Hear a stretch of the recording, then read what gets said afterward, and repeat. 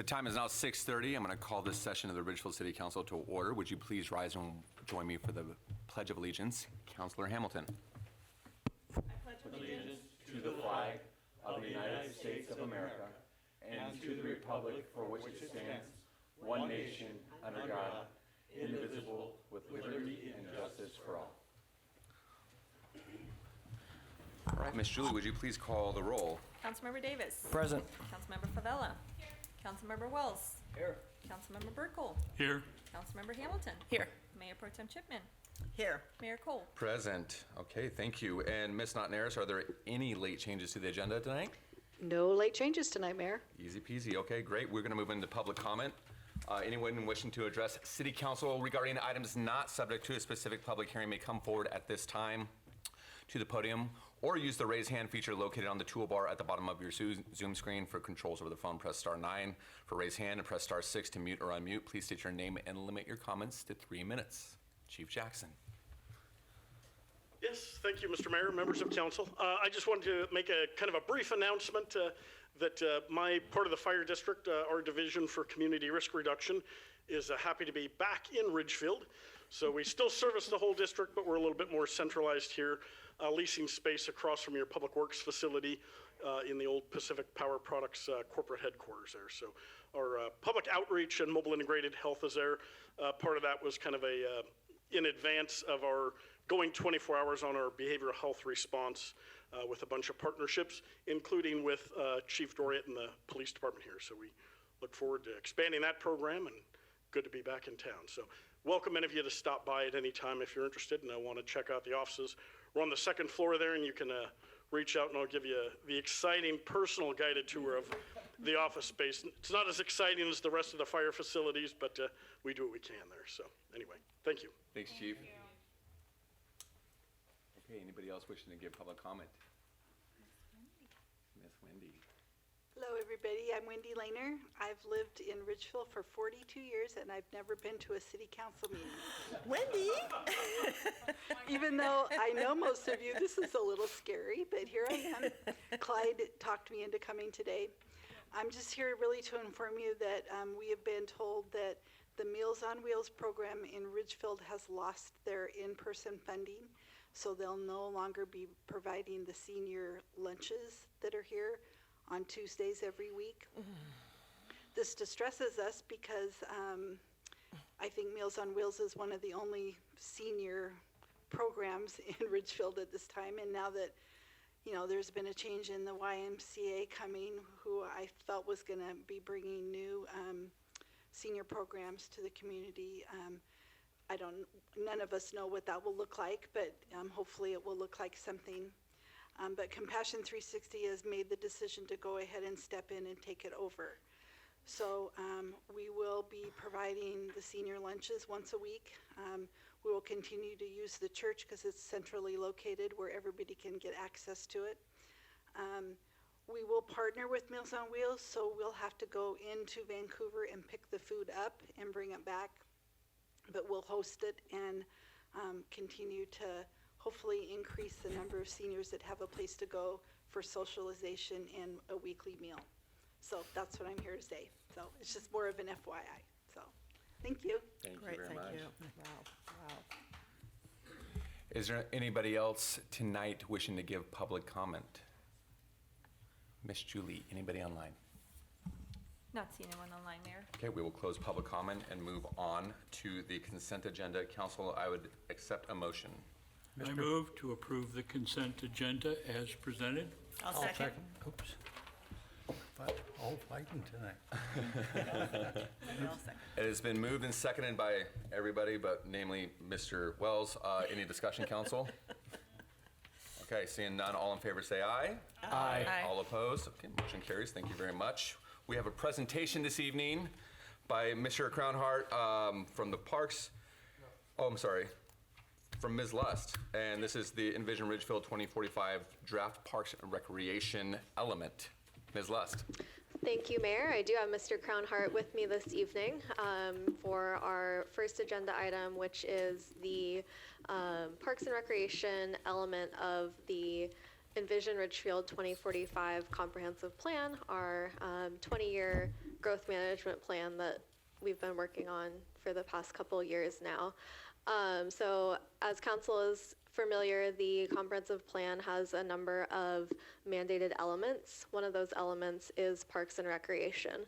Now, we have been, up until this point, bringing you draft elements in study sessions pretty regularly to go through the draft goals and policies and get your feedback. This is that. Our study sessions are getting a little packed by important things like the budget process, so that's why I'm bringing you this one in a regular meeting in our presentation time instead of a study session. The goal is still the same. We'll share out the draft goals and policies of this element and then ask for any initial feedback from council that we can then incorporate into our next drafts. So next slide, please. That is our agenda. The first thing I'll be doing is passing it over to Mr. Crownhart to talk a bit about the relationship between this comp plan element and other parks planning documents. I know council, you've seen and done a lot with parks of late, and this element is really meant to affirm and support all that other work you've done. So we'll get a brief presentation on that relationship, and then I'll go ahead and lead council through a discussion on the draft elements. So with that, I will pass it over to Corey. Thank you. Thank you, Ms. Lust, and thank you, Council. As Ms. Lust did share, the parks and recreation elements of the comprehensive plan is really an affirmation of the work that you've already done. And specifically, it's really talking about how is it integrated with your other goals and priorities for the city.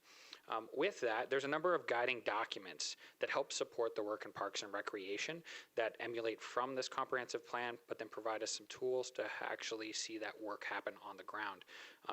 Many of you are very familiar with all of these. I'm just going to run through them briefly to give you an update.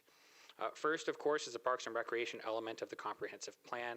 This again specifies your goals and priorities and how it interrelates with your other goals and priorities in the city. The second, and probably the most important document for Parks and Recreation for the city, is what's called the Parks, Recreation, and Open Spaces Plan, or what we affectionately call the PROS Plan. Every municipality in the state who is seeking any type of grant funding typically puts together a Parks, Recreation, and Open Spaces Plan, and this provides essentially a blueprint of what Parks and Recreation assets, programs, and needs exist for the city over the next 6 years.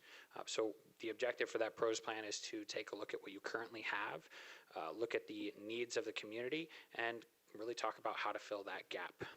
It really helps guide the direction of what types of facilities we build, and helps inform some of the other documents that help support the work that we do. In fact, next year in 2026, we are scheduled to update our PROS plan, so we look forward to bringing you many more presentations on Parks and Recreation next year. The PROS plan helps inform that first list of projects, which really is the capital facilities plan for parks. So this is what parks need to be built where, and particularly generally what type of time. You all approved the capital facilities plans for parks back in May, and in that you specified that we need to do more work on the east side of the freeway to help create more of a connection with that community and ensure that it's truly part of Ridgefield. Also, more development and work in the Carty Road sub-area, an area that is growing and will eventually become more part of the city. And so how are we going to acquire property for potential parks and trails in the future? You also talked a lot about trail connectivity. So that PROS plan has helped inform what types of projects we may be looking for in the next few years. Finally, this year, also in May, you approved the Engineering Standards Volume 3. This document helps specify when we do build a trail or a developer builds a trail or a park, what standards must be followed. Some of those standards that you approved requires that every playground at commissioning has to pass a playground safety inspection by a certified inspector prior to it opening to the public. It specifies what is our classification of trails, which actually opens up some more grant opportunities because it now specifies that some of our trails are multimodal trails that allow us to go up for transportation funding. Or even specifying those elements that provide safety for workers.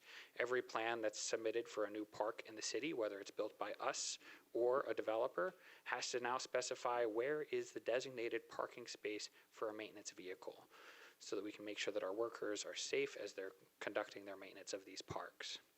And that's the work that you've done to help ensure that we are taking those elements within the comprehensive plan and actually having them get to the ground level of what gets built, what gets maintained, what becomes the priority of the work that you're doing. So that's the overarching kind of connection between the documents and the work that you do and how we make that happen. And I'll pass it back to Ms. Lust to talk about those goals and priorities.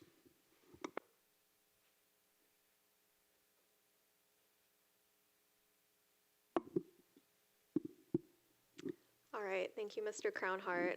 So for the draft goals and policies, because so much work has, again, already been done on parks by council with our community, with our parks board, the goal of this element is to be pretty tight and effective. So there are 3 drafted goals with nested policies underneath them. So really, as we go through these, I want council to think about and provide any feedback on, at that highest policy level, is this saying what we want to say about parks and recreation in Ridgefield? Is there anything missing here that we need to complete the story we're telling about parks and recreation in Ridgefield that is just going to back up everything that Mr. Crownhart just discussed?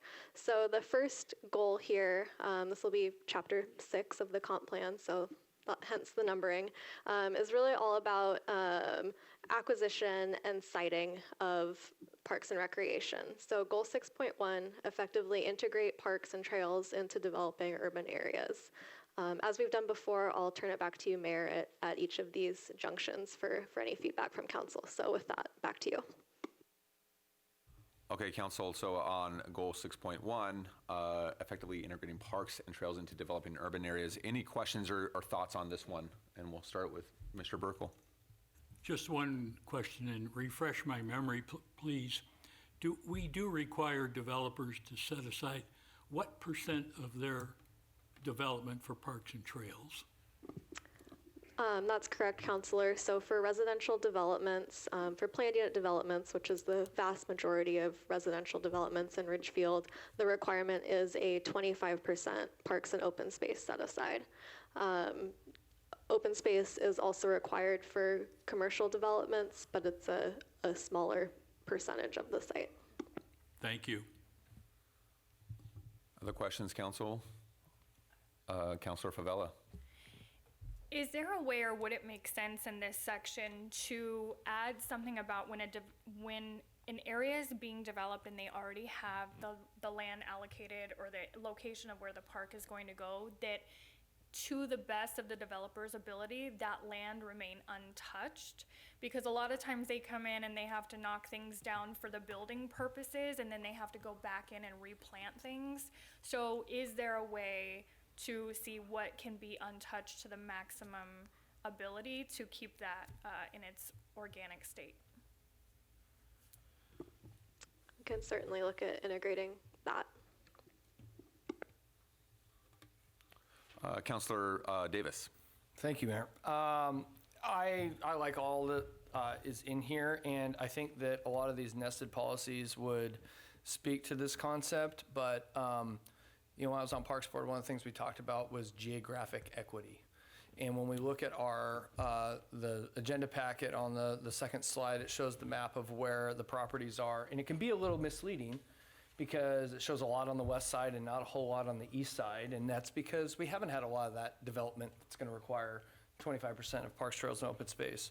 But I still think that I would like to communicate that value in some way, shape, or form, so that you fast forward 20 years and you look at that map again, that you're like, yeah, it's pretty balanced in terms of what's available on the east side and the west side and the north and the south and everything, and we've had that goal and that value of having some geographic equity to make sure all corners of our community have, reasonably comparable assets to each other.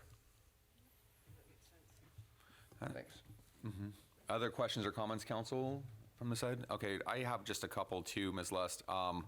First on 6.2, I guess. we talk about tree canopy there. Like, is this already something that we have in policy and we're just folding into our comp plan, or would this be a new add? Yes and yes. Yeah. So the city does have a tree ordinance that is focused on, and this is pretty recent and came out of some situations with development where, you know, the mapping and the reality wasn't lining up. So we do have a tree ordinance now that focuses on first, like, requiring developers to very clearly show like what the existing conditions are on the site, what trees are proposed for removal, what trees are being maintained and how those are being protected during development. And then as another part of that tree ordinance, the city already does require on developing properties a certain tree density to be maintained in the developed state. So that's what we have now. We actually, through the new stormwater requirements, have some more strict actual like tree canopy requirements to meet by 2028.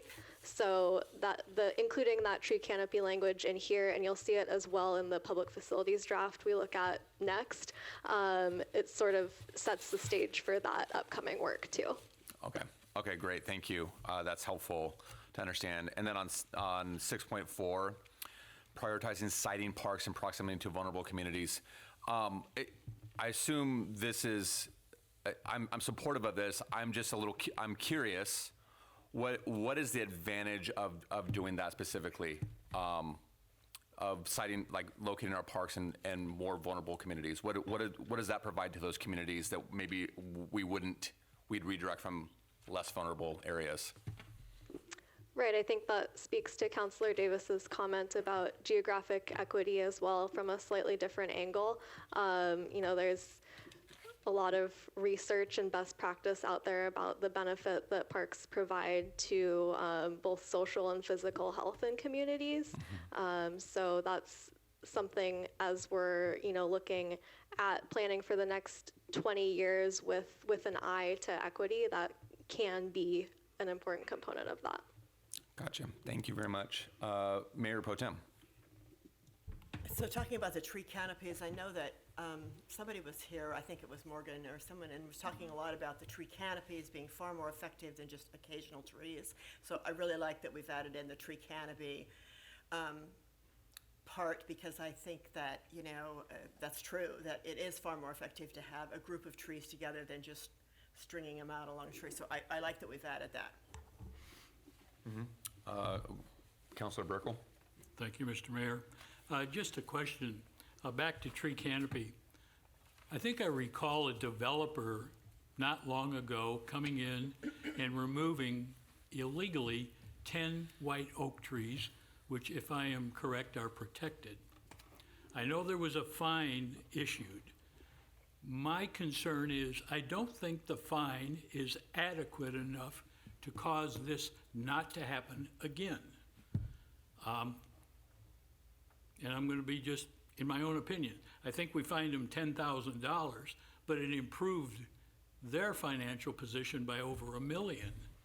So I'm not comfortable with the fine for removal of a tree like that being $1,000. I would like to think we could move the fine up to the point where they wouldn't even consider removing one of those trees. Thank you. Councilor, I'd agree with that. We've heard that numerous times and said it's not a lot to developers, not a big enough penalty. I think the way we would handle that would be through revising the ordinance that already exists that we passed, I think, a few years ago to that, but I would be supportive of that. And would that need to be included in, that doesn't need to be in the comp plan, it would just need to be through just council action through an ordinance, right? No, that would be through, I believe it would just be a fee schedule update, because that's where all of our fees live, which is by resolution. And something we do at least once a year. I'm seeing enough like head nods on my peripheral that might be something when we update the fee schedule again, that might be something we look at. We'll take note. Yeah. Other questions on this, on goal 6.1, council? Okay, I think we're good to move on. All right, thank you, Council. Moving on to Goal 6.2. This goal is all about interconnectivity of citywide and beyond parks and recreation. So Goal 6.2, increase community connectivity and accessibility through an interconnected system of trails. And I should have mentioned this on the last slide, but the little tree icons, we are making an effort in this comp plan process to sort of tie the required climate element through the other goals and policies, because it really, touches a lot of other things. And you could certainly argue that every parks policy ties to climate, and we could put a little tree by all of these, but we're focusing on ones that specifically relate to climate resiliency and greenhouse gas reduction, since those are our required goals of the climate element. So just a side note there on why some of these have the tree. But with that, Council would welcome any feedback on 6.2. Okay, Council, 6.2, talking predominantly about interconnected trail systems. Questions, comments? Councilor Favela. Thank you. For 6.2.3, require new residential and commercial developments to construct new trails or dedicate trail easements within the developments. I know we're talking at the highest level, but within this specific policy, having language when an HOA builds a trail, who is responsible for that? And I know to a degree there is some of that conversation, but I know in Heron Ridge specifically, we had a trail going to Abrams, and it took HOA a long time to fix the trail because they were telling the residents that the city was responsible for it, and the city was saying, no, you are. So having clear language to mitigate some of those issues in the future with new neighborhoods or other developments that come in. Thank you, Councilor. Other questions or comments? I know that we did some work on the transportation plan, a component of the comp plan, and we did talk about multimodal access and the mobility there. And it's also mentioned here, and then it specifically calls out the integration between the two. What are some things that we need to be mindful of as it relates to parks and trails specifically in this part of the plan that maybe does not, that is separate from the transportation component of this? Does that make sense? Or is this kind of like, is there sort of, it seems a little redundant to me. I think it's okay to have in both places. I just don't know if there's a difference between what we discuss here versus what was in the transportation portion. Yeah, I think absolutely that redundancy is appropriate. There's so much overlap between the two. And as to does there need to be something different? I guess I'll do that annoying thing where I say that's up to council. So yeah. if y'all have any ideas there now or later about more unique statements to be making here about trails other than what we talked about in transportation, I would welcome that. But as you said, that redundancy works and is expected. And that's part of the minimum open areas, so the 25% we require for planned unit developments. Trails are included with that, not just parks, correct? They are, yeah, yes. Right. Okay. Councilor Davis. Yeah, you read my mind because I was about to pick on the multimodal component, but I guess to maybe answer where it could go in, on 6.2.1, even if we plugged in, develop a citywide interconnected multimodal trail system, I think that speaks to what we've been trying to do anyway, and that might be able to, it seems appropriate to place that kind of specific defining element in there, for submitting the plan, I guess I'd concur with that. Maybe that's kind of what I was getting at, was just seeing if it's a transportation component, there's some overlap there. If we want double coverage here, including multimodal in that goal, I think would be great. Yeah, it just seems like when you look at this slide, the word multimodal should be on there somewhere, and that just kind of seems like maybe the spot, to make sure it's called out. I'd agree. Councilor Wells. I was just going to make a comment that we've already integrated a lot of the multimodal in before we have it. Pack Trust, they've got the 10-foot wide sidewalks on one side, so that's a leg of the element. when it continues over to, that's a Discovery Drive, and then it'll go over to Pioneer. So we got the backbone started already. Agree. Good point. Anybody else with questions or comments at this point? Continue. All right, on to the third of three proposed goals here. So this one's all about making it happen in terms of funding, engagement, and partnerships. So goal 6.3, enhance and sustain Ridgefield Parks and Recreation System to provide quality recreational opportunities and green spaces for all Ridgefield residents. Back to you. Okay, Council. On this one, Councilor Hamilton. Let's see. Thank you, Mr. Mayor. So I just have two questions, actually. So 6.3.1, just for my own edification, who are we getting funding from? Remains to be seen. This is setting the policy that we need to do that. Okay. Yeah, so Mr. Crownhart, do you have any? To be determined. Gotcha. Okay, thank you. And then on point 2, I think encourage and support public involvement feels a little loose in the language to me. I think the language should be a little bit more intentional. I wrote like maybe actively engage the public, or I think we should be more proactive on the government side of things to make sure that the public involvement is first and foremost. So I think that we could make that a little stronger, in my opinion. Thank you. Yeah. Okay. Anybody else with comments here? Councilor Davis? Yeah, I'm gonna put this out and see just what the response is. To me, this seems like the best spot, if we were gonna do it, to specifically call out a desire to have a recreation program. And that's something that we've talked about before. But if we really wanna make that a priority, this would be probably the spot to put it in. And I think that there's like the first two sort of point towards recreation programming, but that don't specifically call out growing our, that department to include offering recreation, whether it's, like youth soccer, youth baseball, or just like outdoor summer camps or whatever. As I said, that's a bigger conversation. And so I don't want to get too far ahead of it, but if we were going to want to pursue that and call that out in our growth plan, this would be the place to do it. Mm-hmm. I'd say to that too, like in general, like it sounds great. I'm supportive.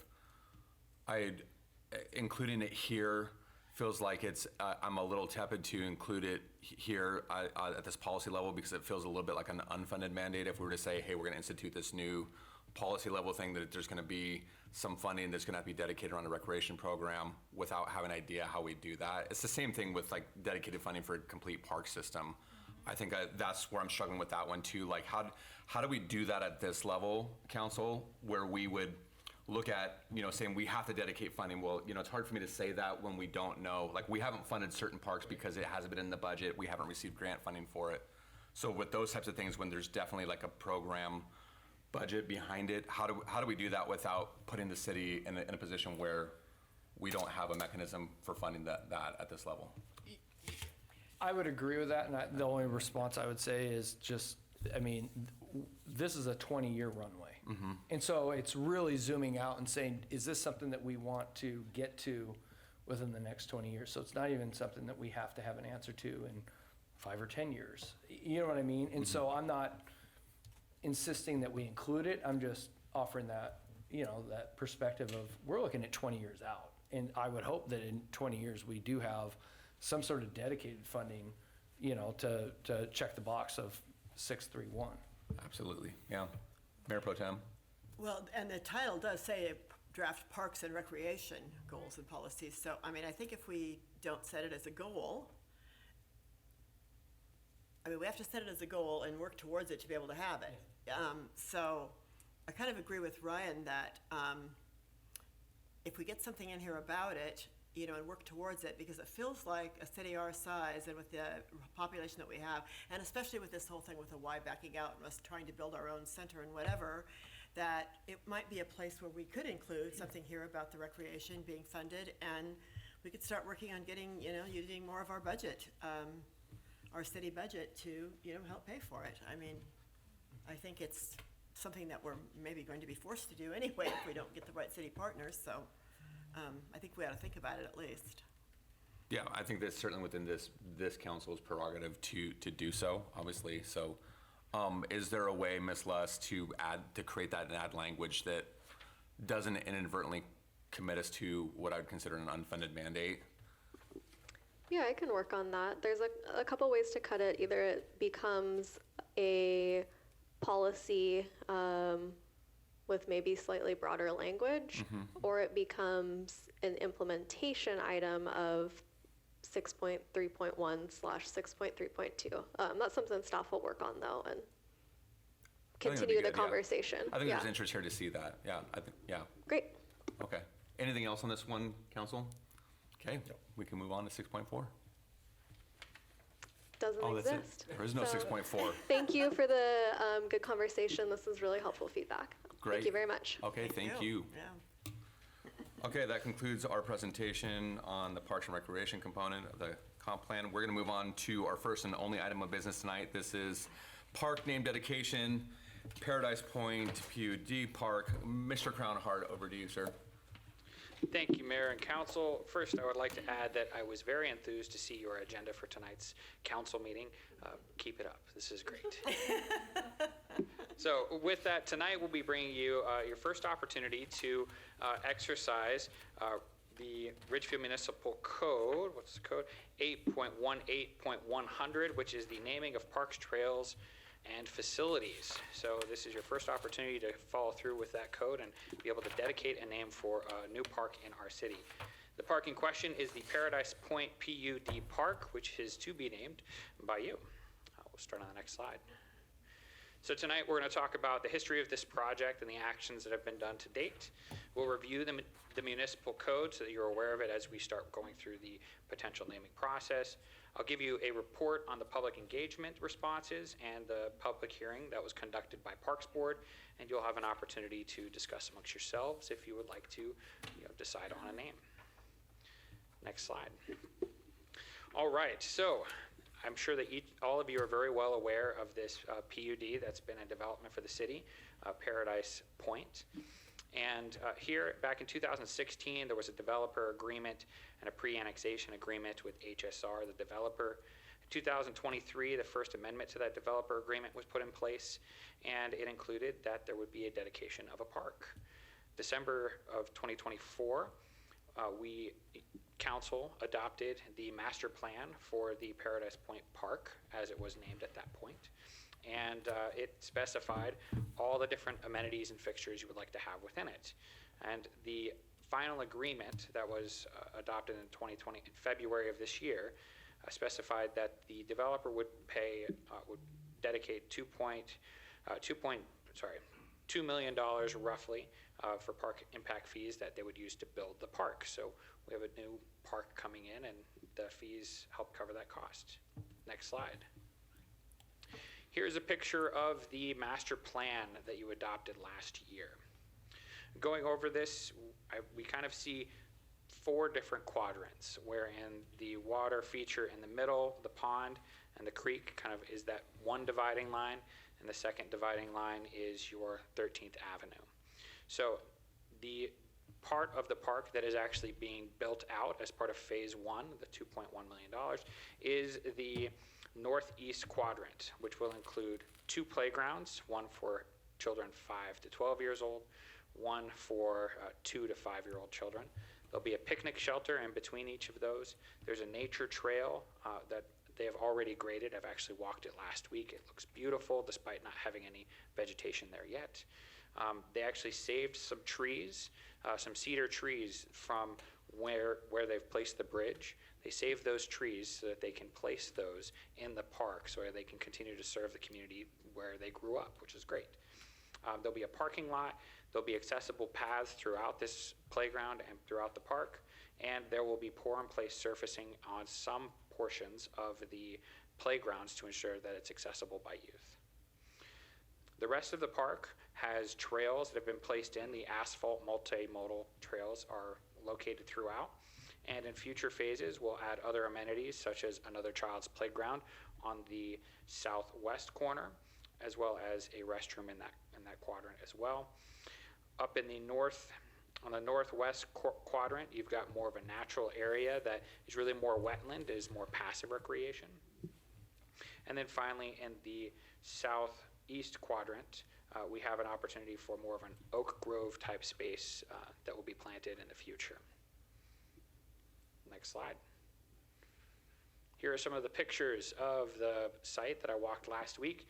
You can see here that these two circles represent the two playgrounds that are starting to take shape. So they're already getting the surface level. They're making sure that there's proper drainage for the fall surfacing, and the play equipment should be here in the next couple of weeks. Very exciting. Next slide. All right, let's go over the naming process briefly. Ridgefield Municipal Code 8.18.100, which is naming parks, trails, and facilities. In that code, it specifies that one, council has the final authority for naming of parks, trails, and facilities in the city of Ridgefield.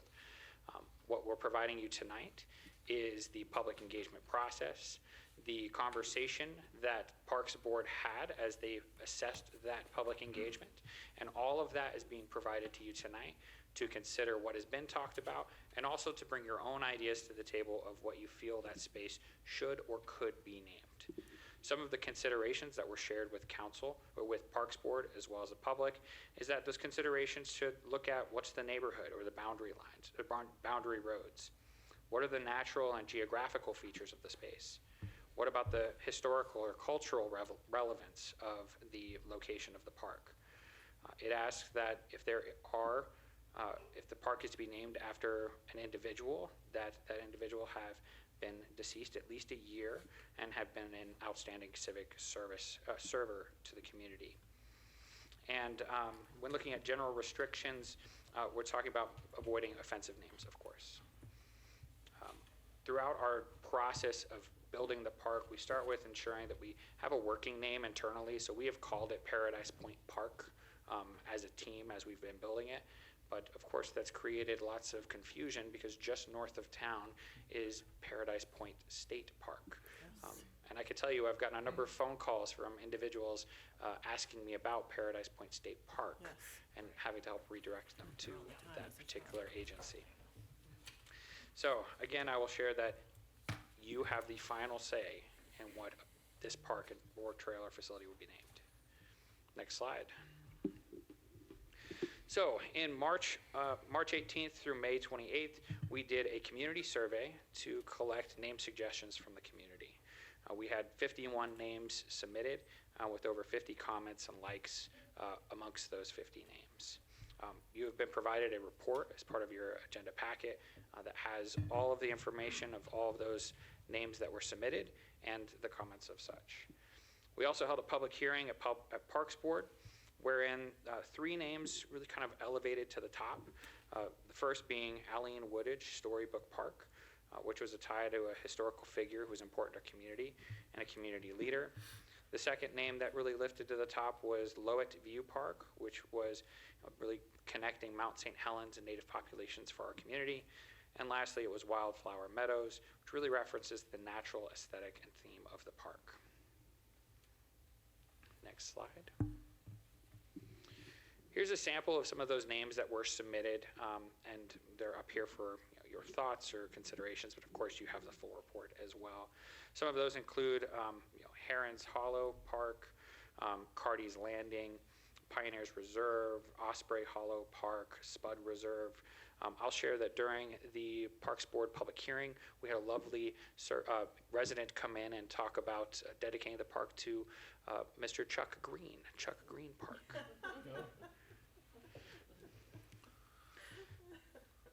So with all of that information, I'll just remind you, you have final authority for naming the park. So with that, I'll turn it back over to you, Mayor, for a discussion on what you all want to do.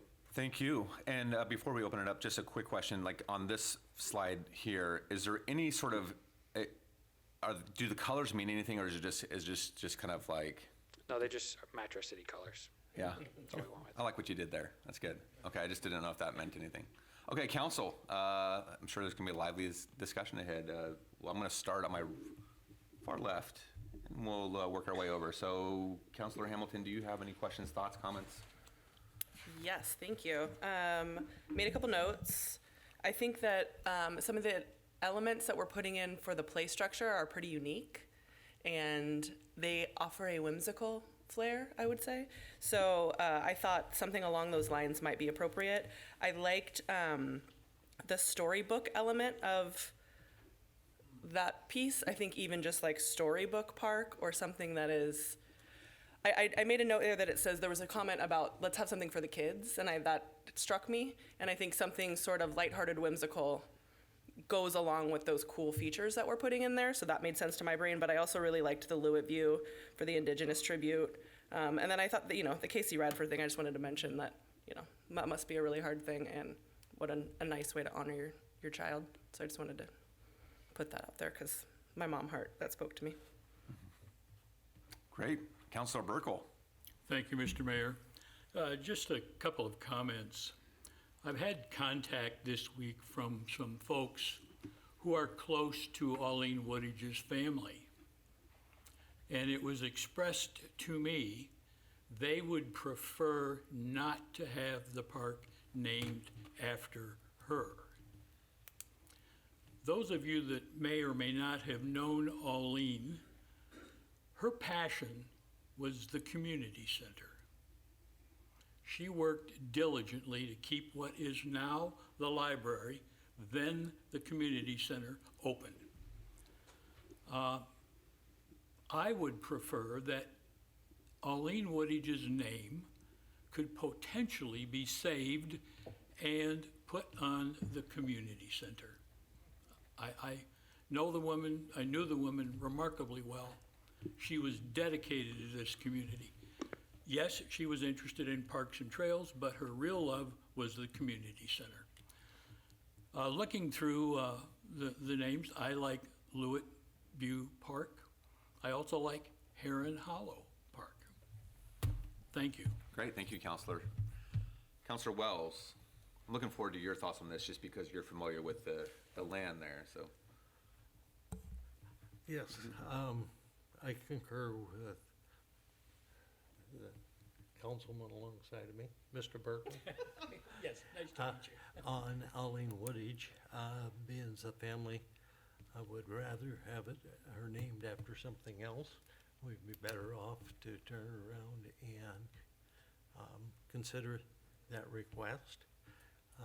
I'm looking at all these other names, and for those of you in the audience, I was the steward of the land there for 35 years. I raised cattle and that on it. So I've had a little history with it, but I'm looking at all these names and none of them jump out at me. I'm not saying that they're bad, and I'll go along with the rest of the council, whatever they think. My impression is, personally, that maybe we should put this on hold for a little bit and put a little more consideration into it. Not that these are bad, and if the rest of you feel one of them jumps out at you, which one has for Clyde, but we don't have to name it, I don't think, tonight. Is that right, Court? That is correct. This is your correct. prerogative whenever you want to do it. I would rather turn around the table the name and think on it a little more and discuss it between ourselves and then turn around and come up with at another meeting where we could discuss a little more in depth, but that's my personal opinion. Okay, thank you. And just council, just as a point of clarification, we do not have to take action on this evening, but I would say that if the park is scheduled to open sometime this fall, we wouldn't want to linger on this too long because we'll want to get the name and appropriate signage, everything done too. So, Mayor Pro Tem, we'll go to you. So I guess first of all, I appreciate it when we pay attention to what the Parks Board has given us and any other board gives us. I think it's, I think when they go to the work, you know, to look at it. So looking at what they gave us is kind of where I spent my time. And my favorite out of that is the Wildflower Meadows Park. And I'm not 100% hung up on that, but that's my favorite of the three that they gave us. That's the one that stands out to me. That's where I would go. Okay, great. Councilor Favela. Thank you. The two that stood out to me were exactly the ones that Councilman Burkle chose, and it was the Lewitt Park and Heron Hollow. I like Heron Hollow. I think it's a fun name, but I also am inclined to put more intentionality and maybe put this on hold for a minute so that we have some more time and more intention. It feels a little rushed to me. Okay. And then Councilor Davis. Yeah, thank you, Mayor. Yeah, I've kind of run into sort of the same like mixed thoughts on a lot of the choices that have been put forward to us. A lot of them are great. I really appreciate Councilor Hamilton's thought about Storybook Park. You know, and just the unique elements and speaking to those unique elements and how do we sort of celebrate those. We have long said that the natural beauty of this entire, you know, neighborhood development is its hallmark. And so that's, I mean, I could see why the Wildflower Meadow, you know, was a popular option as well. The one that stood out probably the most to me was the Lewitt View, and I'm almost embarrassed to say that I run that trail a lot, and I'm like, you know, because it's tucked down. It's like down, and I'm like, can you actually see Mount St. Helens from, you know, where the park is? And so it sounds like you can. And actually, the Parks Board member that suggested it is my running partner, so I will trust that he's been the one looking over there while I've been looking ahead. Anyway.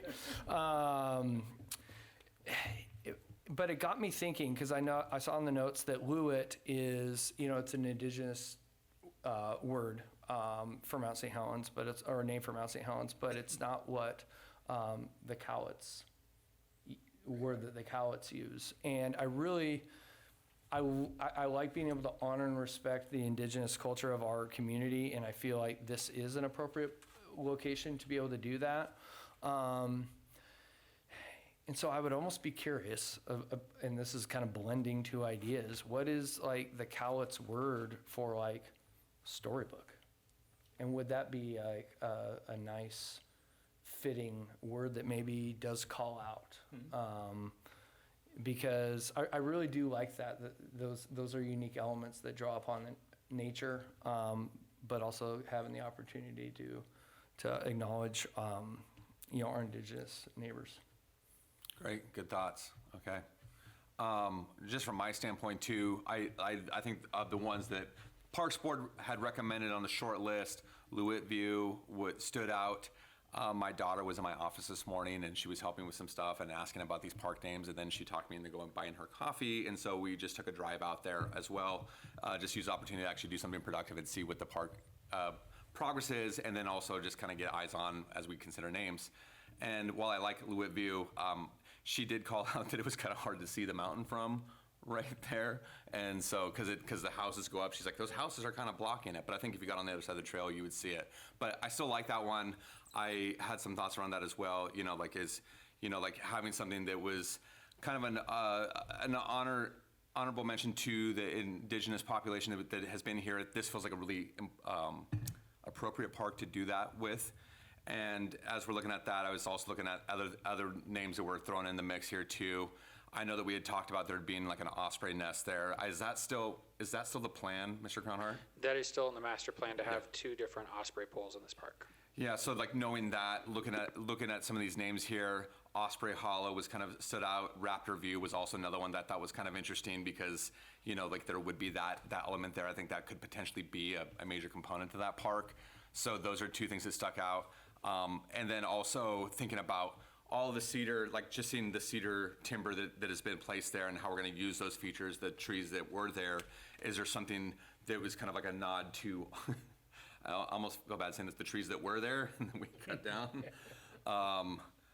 But is there a Chinookan word for cedar that, you know, that is appropriate there, or timber or something like that along the way too, that kind of blend those as well? But I also do like the storybook component as well. I'm a little reticent to go into a full theme like on a storybook, because if we ever to change it, then it kind of wouldn't make sense, but I still think it's appropriate here as well. But I will concur with Councilor Davis, like looking at these, I didn't see anything that was like really stuck out as a clear winner to me. I want to make sure that we're honoring the community's input, because we did promote this for a couple of months. We did go through the process of vetting these through the Parks Board.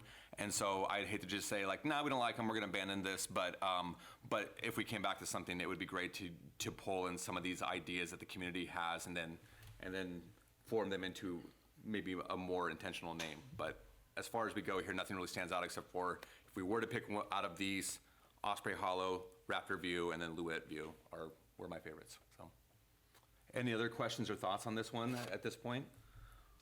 Is there anything that anybody wants to take action on this evening? So it sounds like what I'm looking around, council, is we'd like to probably not take action tonight, continue to explore this and come back. Yes. Okay. Well, that was way quicker than I thought it was gonna be. Is there anything else to this, just for good measure? Staff, anything from you that we should be considering as we go forward? I will be sure to collect any information that you may want us to collect, and we'll make sure we provide those reports to you so you can make the determination at another meeting. Okay, great. Thank you, Mr. Crownhart. And then Councilor Davis, final thought from you. Yeah, I was just gonna say, I would like to, even at this next stage, still be able to incorporate the work of the Parks Board where we can, you know, as we review maybe a second slate, so. Agree. Okay. So council will take no action on this tonight. It'll come back to us at a later time after we've had some more input and research put into it. Thank you, council. Okay. We're gonna go back to public comment. Anyone wishing to address the council regarding items not subject to a specific public hearing may come forward at this time to the podium or use the raise hand feature located at the toolbar at the bottom of your Zoom screen. For controls over the phone, press *9 for raise hand, and press *6 for mute or unmute. Please state your name and limit your comments to 3 minutes. My name is Michael Jennings. Thank you again for your carefully logical management of Ridgefield. My wife, Adriana, and I very much like living here. Thank you, Mr. Jennings. Ms. Swingley. Hi, Council. I just wanted to, it's impromptu, sorry. Councilor Burkroll had mentioned about raising fines so that they're actually prohibitive, of wanting to do that again purposely or not purposely. And as you know, we've had several issues with Ridgefield Heights, and yesterday was another example. We are never told when they're going to do something. We're not given notice. The only person who does was when the public utility company came in and laid the lines. We each got a notice on our doorstep, what hours, you know, what window they were going to be working in, that the power would be off, and so we can plan our day. Yesterday they were putting the curbs in. They did our street first, and I knew that they were doing that because I had been talking to Rachi about other issues, and so they did tell me, so when it happened for the other neighbors, they didn't know the day, and I didn't know at the time, and fortunately they were able to come down my drive and park, those who had just gone to the grocery store and couldn't get back to their houses. Others had their grandchildren over, and they had to cancel their plans because they couldn't get out. There was a preschool that's up there, and this was their play, meet and greet event, and I think that they did get the plates on just before, but they were originally told that they wouldn't have access until the evening. And that's unacceptable. There was no permits, there was no notice, nothing. And this is how it's just gone, everything is on their timeline. We never know what to expect. I think that considering everything that's happened, all of us neighbors have really put up with a lot. And what you're seeing is after all these years, just constantly, it never ends. My husband, he worked from home, and the phone would be cut off, during his workday. And he's a consultant. It's unbillable hours. And anyway, I just want to go with Burkle. Can we increase these fines to where they are prohibitive? And I would like to know what fees to date has Rachi been assessed and actually paid. That would be really good information if we knew that there was a cost, and maybe the city could have benefited from those fines. Anyway, thank you. Thank you, Ms. Wingley. Anybody else here tonight wishing to give public comment? Ms. Julie, anybody online? Not seeing one online, Mayor. Okay, we will close public comment and we're going to move into council reports. I'm going to start on my far right this time, and we'll start with Councilor Davis and we'll work our way to the other side. Yeah, thank you, Mayor. I'll keep it kind of quick. Two noteworthy things since the last meeting. Last week, I got to go to beautiful Wenatchee, Washington, for a day and a half. I went to a budgeting conference that the Association of Washington Cities put on, and it actually was a very valuable time for me to connect with actually mostly staff from cities around the state, but also some other council members as well, and just talk about all things budgeting. I picked up quite a few little tidbits I look forward to talking to Mr. Johnson about. But that was great. And then today, I actually was able to do a ride-along with Officer Seam. We did not get a whole lot of action, which in the bigger picture is a very good thing. But you could chalk it up to a nice hours-long just stroll through Ridgefield talking about, the stuff, all the things. So it was a great opportunity to, work with one of our, or ride along with, I should say, one of our officers today. Yeah. Cool. Okay. Councilor Favela. Yes, thank you. In the last few weeks, I attended the City Days. It was super fun, and council had a pop-up tent where we were able to engage with the community, lots of kid activities, and it was a really good time. There was, at one point, Mayor, Mr. Stewart, and Mr. Councilor Lee Wells, did the total dad thing and left me by myself with these kids while they chatted it up. But I hope your conversation was good. I attended the employee picnic National Night Out, which is always a fantastic time. We had more people this year, I believe, than last year, and thankful for our community partners that put that together. I attended the Fire Commission meeting tonight and looking forward to Farm to Table Saturday, and that's it. Okay, thank you, Councilor. Councilor Wells, you can start with defending yourself if you need to. Yeah. I'll never do that. Not guilty. By insanity. No.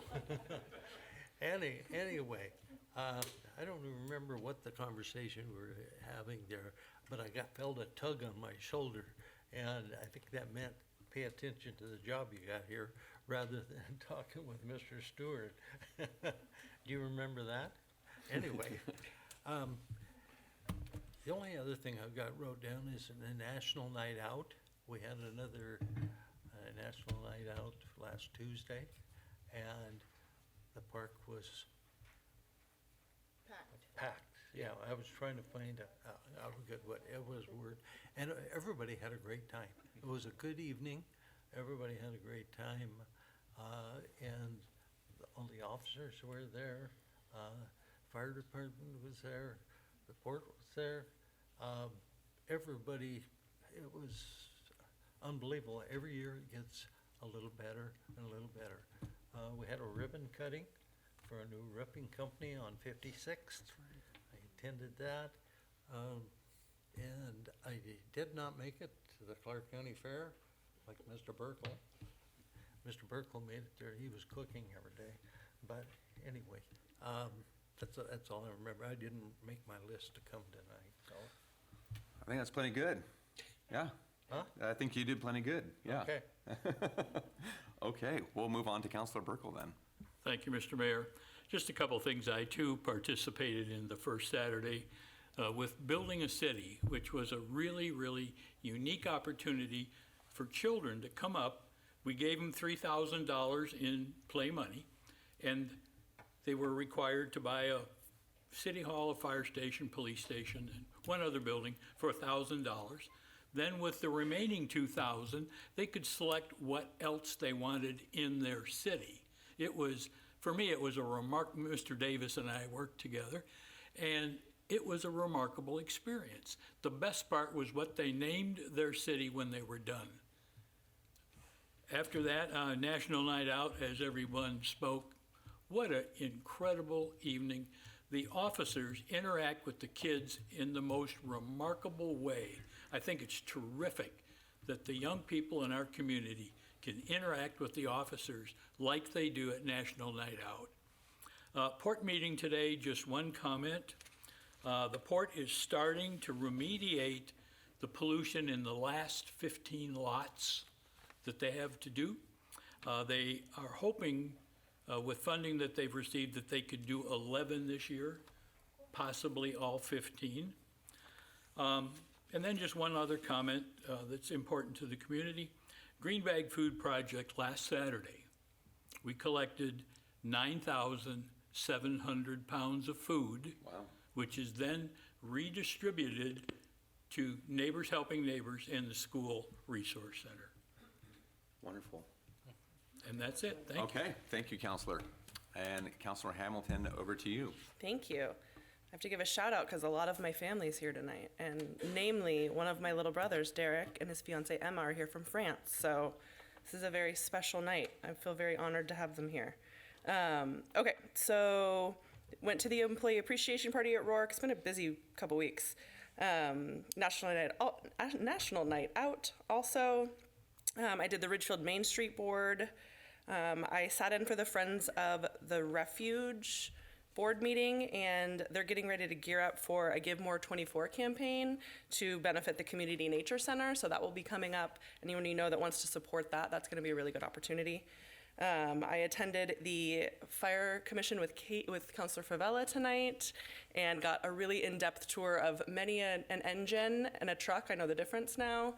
And I got to rev up the jaws of life for a second. It was a unique Thursday for me.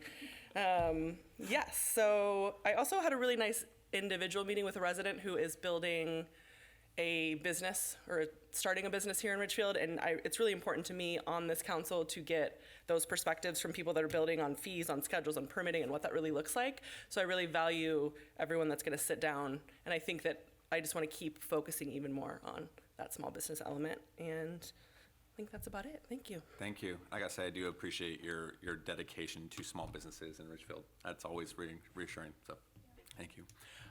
Mayor Pro Tem, we'll go to you, ma'am. Okay. So I too enjoyed National Night Out. As we all did, that was a great turnout. Let me see here, quite a few things. Was at the Garden Club board meeting on Monday. They have 100 members in the Garden Club now, in the Ridgefield, I'm sorry, I was at the art meeting, excuse me. I was at the art board meeting on Monday. They have 100 members in the art association in Ridgefield now, because people come from a lot of different cities because they don't have the art association in their cities. So one of the things they're working on is perhaps getting some funding to build a building or get a building of their own for their displays or whatever. So that was fun.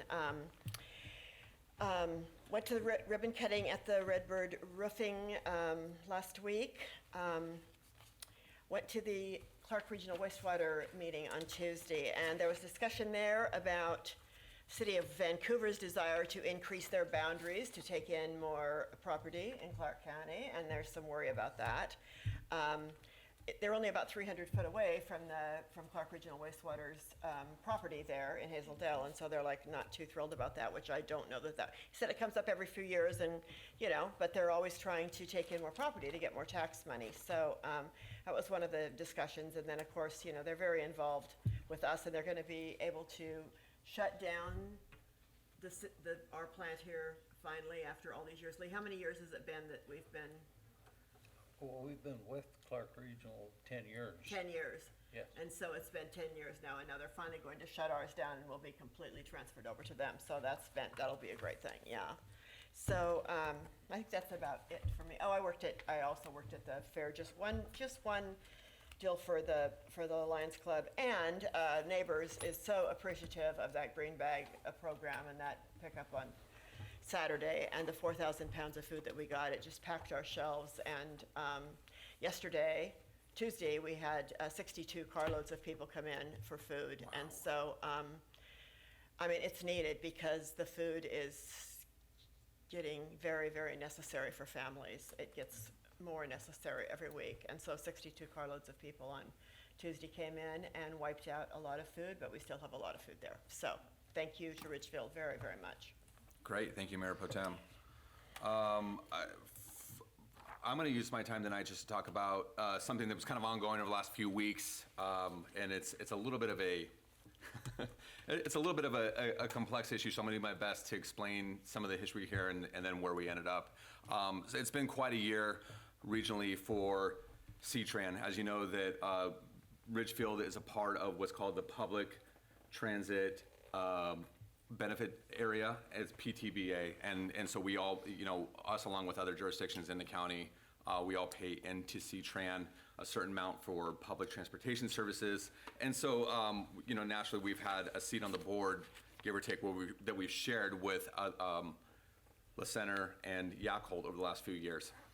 This year has been kind of an interesting year because the county and just regionally we're gearing up for a pretty good-sized bridge project. You may have heard of it. There's a really old green bridge that crosses the river and it desperately needs to be replaced. At issue seems to be the funding for that and the operations and maintenance for the light rail component of that bridge.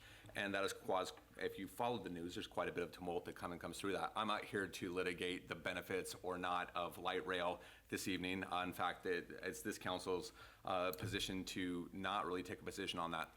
But what that led to ultimately was a couple of votes that were somewhat controversial that would have removed the language that would have allowed C-Tran to contribute to the operations and maintenance of light rail. And that got back to our state legislative body and our chairs of both the Senate and House Transportation Committees sent a letter out, and in conjunction with the Washington State Department of Transportation sent a letter out to C-Tran a couple of months ago saying that C-Tran's board of directors is out of compliance. Our board of directors on C-Tran is really made up of members of each city and the county. And so currently small cities in the county, which is Ridgefield, La Center, Yacolt, Battleground, Washougal, and Camas, all make up about 4 seats. We all share roughly 4 seats. There's 9 total seats on the board, so that's a significant share for small cities who make up roughly 20% of the Clark County population.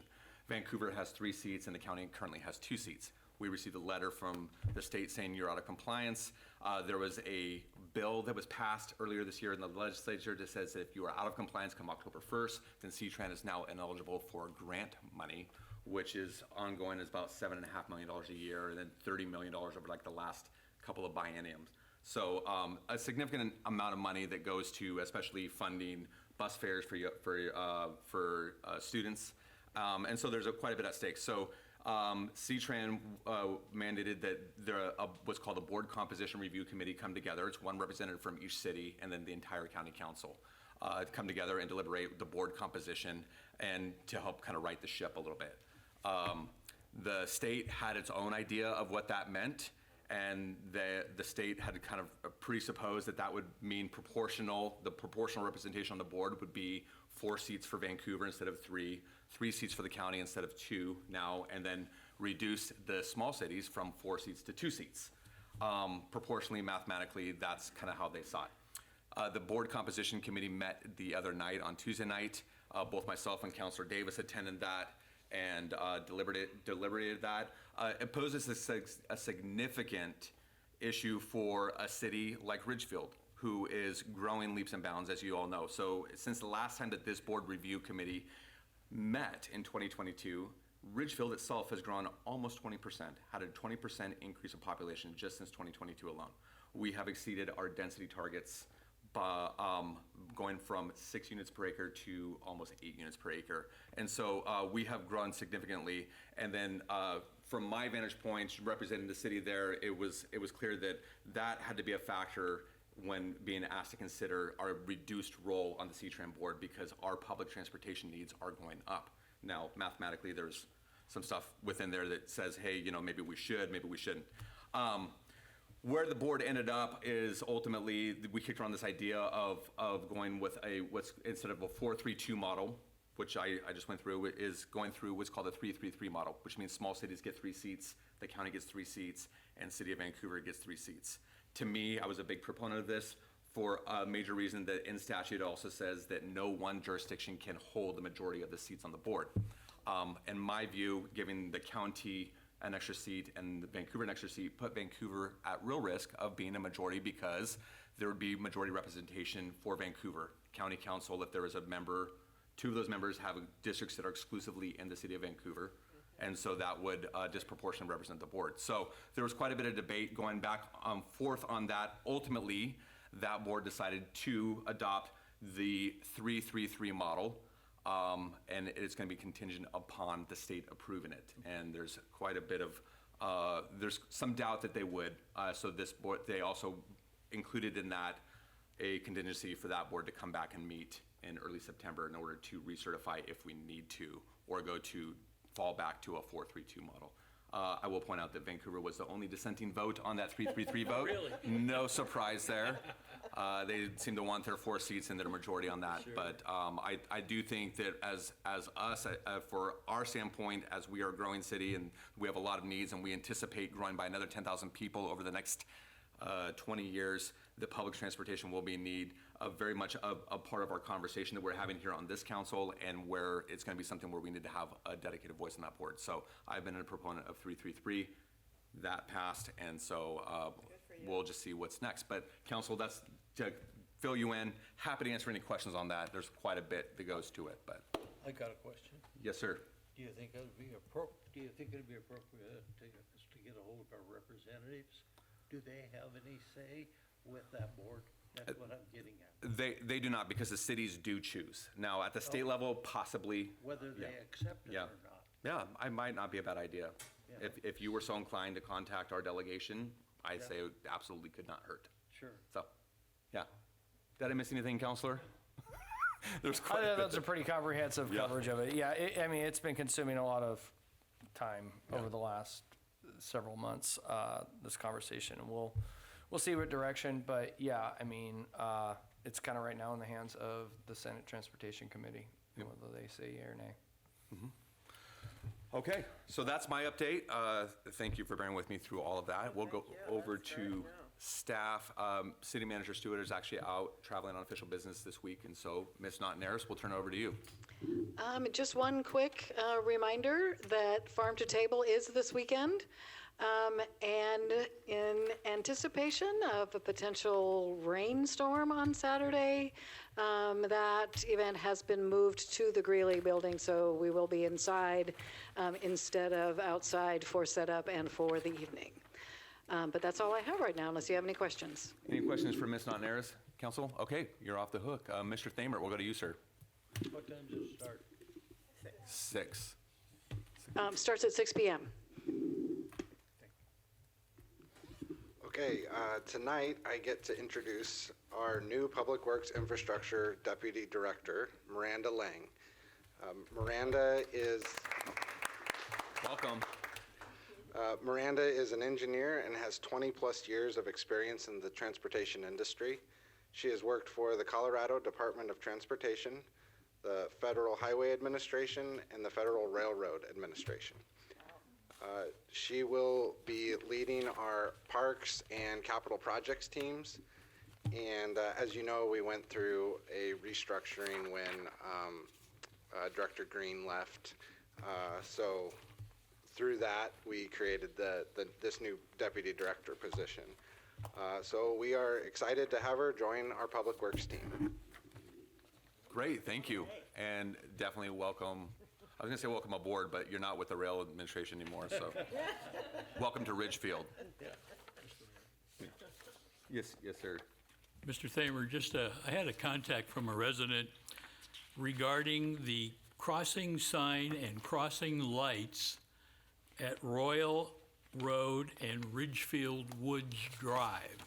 The trees are now obliterating about a third of each. So if we could do something about that, I think it would enhance the safety of that crossing. Okay, I'll have our maintenance crews get on that. Thank you. Anything else from Public Works Council? So, yesterday we got a notice from Mr. Stewart that the new road would be open today, but it wasn't. Did it later? Oh, okay. Yeah. So it had moved over there by the end of the day. Okay, interesting. All right, thank you.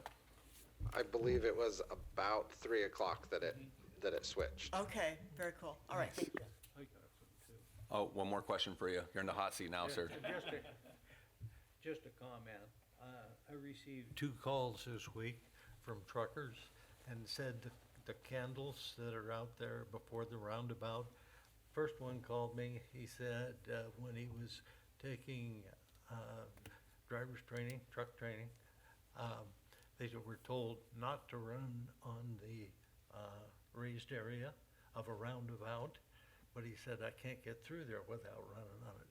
And I said, well, with the candlesticks there, it's more than appropriate for you to drive on it. Another one I got was a guy with a lowboy was calling, and they were hauling a big track hoe. And the candles there, the drive-through area is too narrow for them to get through there. So I know we can't change that when we're trying to get everybody trained before in and out opens, but I'm getting some comments, and I don't know why they pick on me, but they do. That's it. Thank you. Okay. Okay, we will review that area. I know that the intention is for that to be temporary. Yeah. Mm-hmm. Okay. We'll go to finance. Mr. Johnson, oh my gosh, yes. That is me. I don't have anything to add tonight. Answer any questions if you have any. Council, questions for Mr. Johnson? All right. Ms. Lust. Thank you, Mayor. I have a couple things to talk about. The first one is some really cool work that my staff has done. They do a lot of great work, but I thought I'd call these out. We have worked on a lot of process improvements over the past few years, and a couple recently came online that are really tailored to the commercial permitting process.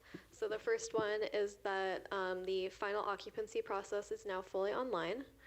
And the second is that we've combined our commercial permit applications to streamline submittals for new buildings, plumbing, mechanical, trash enclosures, et cetera.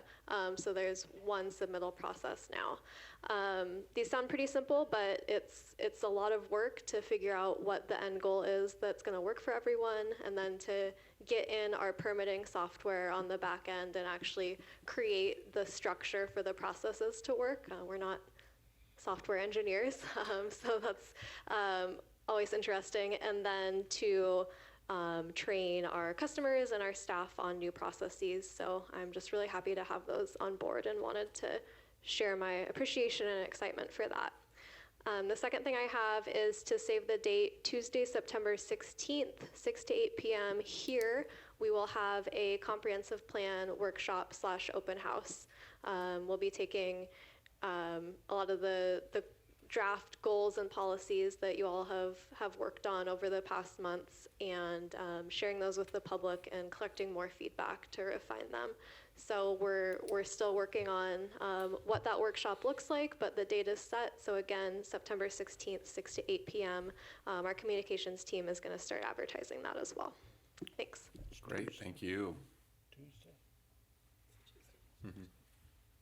Okay, we'll move on. Ms. Parker, I think you're online.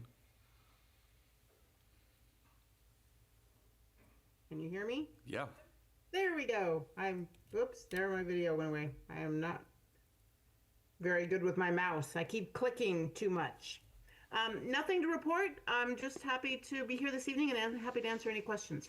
Okay, council, any questions for city attorney? Seeing none, you're off the hook, ma'am. Good to see you. Thank you very much. And last but certainly not least, Chief Doriot. Thank you, Mr. Mayor. I just want to thank the community members and all of you who showed up at National Night Out. It is a great event that we have each year. We estimated somewhere between 800 and 1,000 were in attendance. I really want to recognize Sergeant Gibson and Sandra Hoots, our lead record supervisor. They were the people behind the scenes, making sure that it was such a great event. So I just want to commend them for putting that on. So thank you so much. Thank you. It was a really great event. Always a fun one to be a part of. Okay, any questions for Chief? I got a comment. A comment. I was driving around today and at, let's see, 2 o'clock.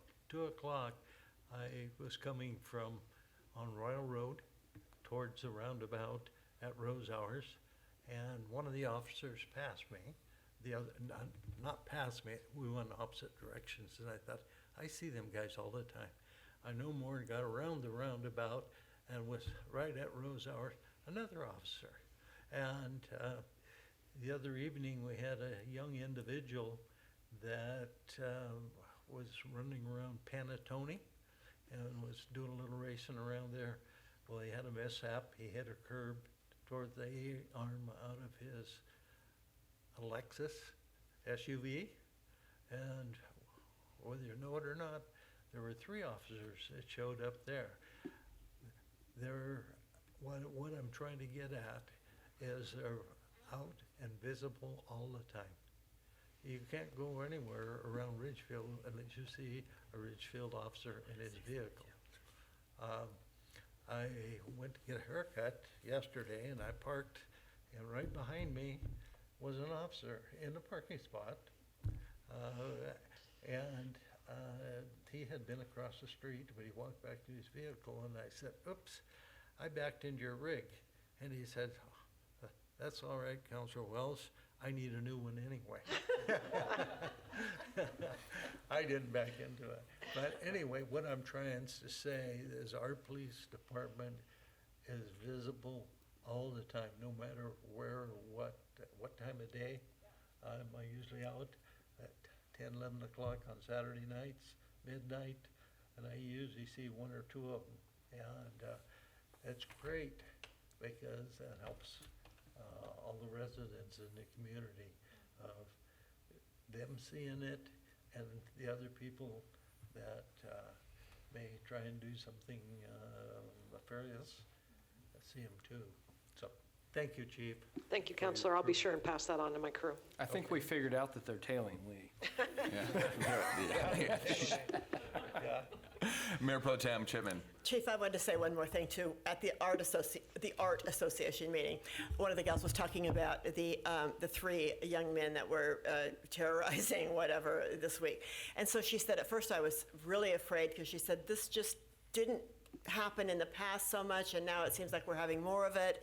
And I said, what's going on here and whatever. And she said, then I read the article about how the police responded.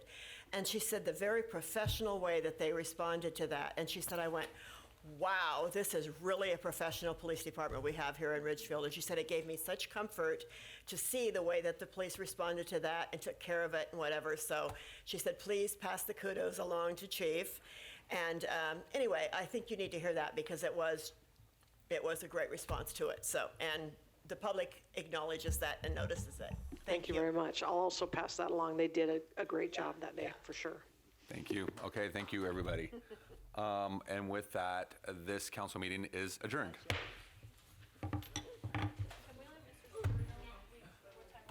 I know.